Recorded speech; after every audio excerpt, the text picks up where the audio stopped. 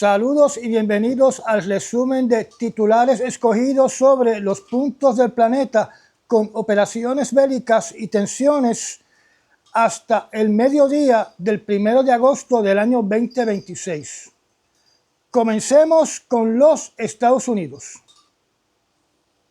Embajadas de los Estados Unidos en el Oriente Medio instan a sus ciudadanos a abandonar la región.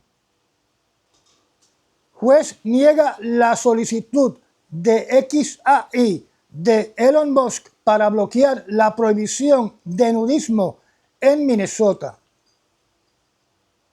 ABC hace sonar la alarma sobre la revisión de la licencia de la FCC y dice que Trump está tomando represalias por su cobertura. Trump dice que Irán no tiene la culpa del ciberataque en Minnesota. O sea, Trump no le cree a los expertos porque el gobernador de Minnesota es el señor Valls, que es demócrata. Decenas de personas asisten en Nueva York a una manifestación contra la guerra en Irán, convocada por miembros de la diáspora de Irán. Trump confiesa que la campaña en contra de la Corte Internacional Penal es para defender a Netanyahu y no para defenderse él. En Irán, Estados Unidos ataca objetivos de la Guardia Revolucionaria Islámica de Irán y mata a 3 personas en la isla de Qesem. Irán afirma que el ataque con drones contra el puerto egipcio en Damietta pudo haber sido una operación de bandera falsa.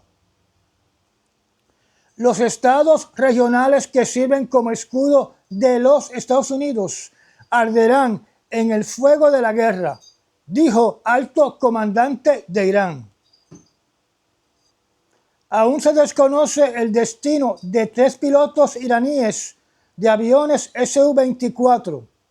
Continúan los esfuerzos para localizarlos. Se perdió contacto con estos pilotos cuando salieron en una misión para atacar el país de Bahrein. Ningún país acepta la interferencia estadounidense en el estrecho de Hormuz. La beligerancia de los Estados Unidos endurecerá el cierre del estrecho de Hormuz.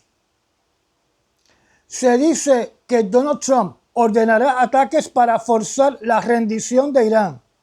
Se insta a los ciudadanos de los Estados Unidos a estar preparados para abandonar el Oriente Medio. Se dice que Donald Trump ordenará una nueva ola de ataques contra Irán para forzar la rendición del régimen. Pakistán, mediador de esta crisis, insiste en que las conversaciones entre los Estados Unidos y el país de Irán continúan a pesar de los fuertes ataques. Irán prepara un plan de respuesta ante posibles ataques de los Estados Unidos y de Israel contra la infraestructura energética. En Yemen repele a 8 petroleros sauditas en continua implementación de la ecuación de asedio por asedio. O sea, que Yemen le prohibió el paso a estos buques petroleros de Arabia Saudita a través del estrecho de Bab el-Mandeb. Trump afirma que Hamas aceptó deponer sus armas, o sea, un desarme total en Gaza, pero persisten grandes dudas sobre el acuerdo. Ataques con drones israelíes matan a 2 palestinos en continuas violaciones del alto al fuego en la franja de Gaza. Un abogado israelí aboga por matar palestinos ante la BBC una semana después del tiroteo mortal en la finca Gilad, porque, según él, la Biblia está sobre la ley de toda nación.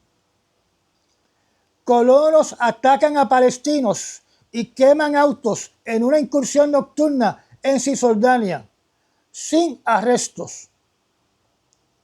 Israel y los Estados Unidos sopesan una ola de ataques contra la infraestructura energética de Irán. En el Líbano, Israel intensifica sus ataques contra el Líbano y amplía sus incursiones ilegales en Siria.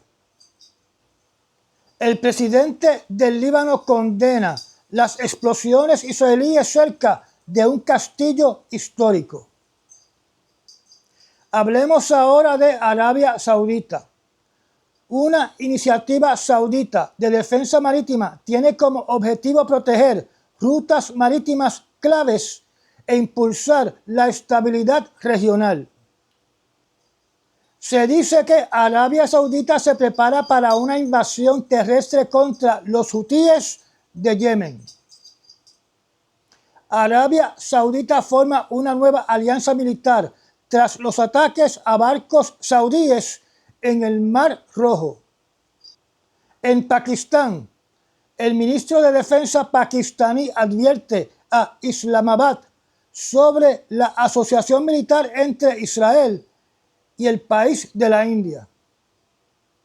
En España, el presidente de Ceuta atribuye la entrada masiva de migrantes a una manipulación de Marruecos de su población.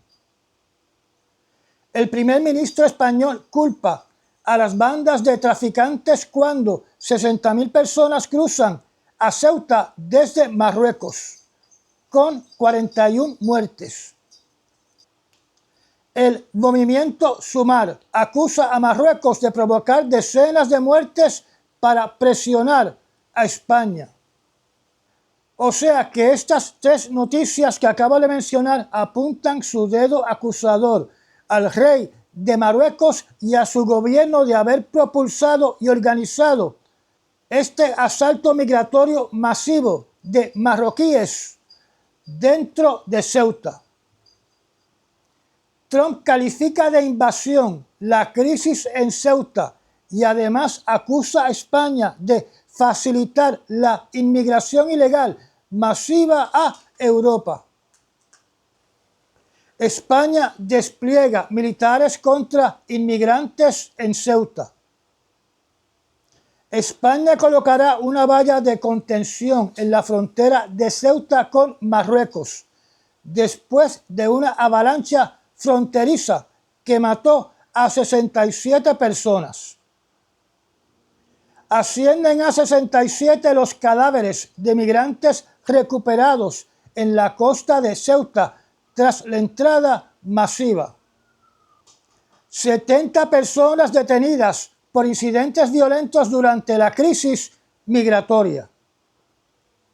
Se dice que unos 69.500 migrantes regresan a Marruecos desde Ceuta, según fuentes policiales. Trump le agradece al rey de Marruecos por nombrar el 26 de julio en su honor la autopista que recorre la costa de Marruecos hasta el territorio ocupado del Sahara Occidental. O sea que en Marruecos hay una autopista que se llama Presidente Donald J. Trump. Sobre Europa. Un informe revela que el cambio climático ha provocado una intensificación importante de las condiciones meteorológicas que favorecen los incendios en Europa. Sobre Taiwán y China. China intensificará el uso de tecnologías no tripuladas en el ejército, dice Xi Jinping.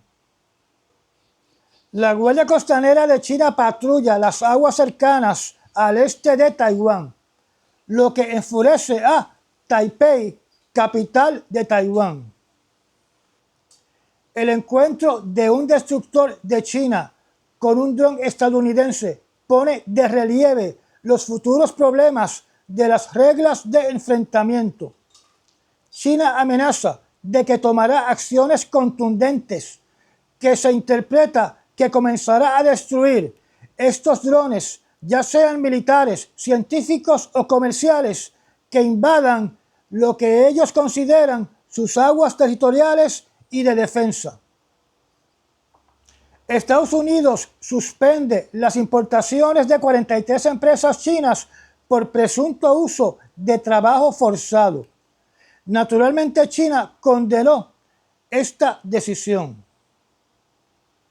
En Rusia, un muerto y 8 heridos en la región de Volgogrado, consecuencias del ataque con un dron ucraniano. Tropas rusas liberan 12 comunidades en una operación militar en Ucrania durante la semana. 8 heridos, 1 en cuidados intensivos.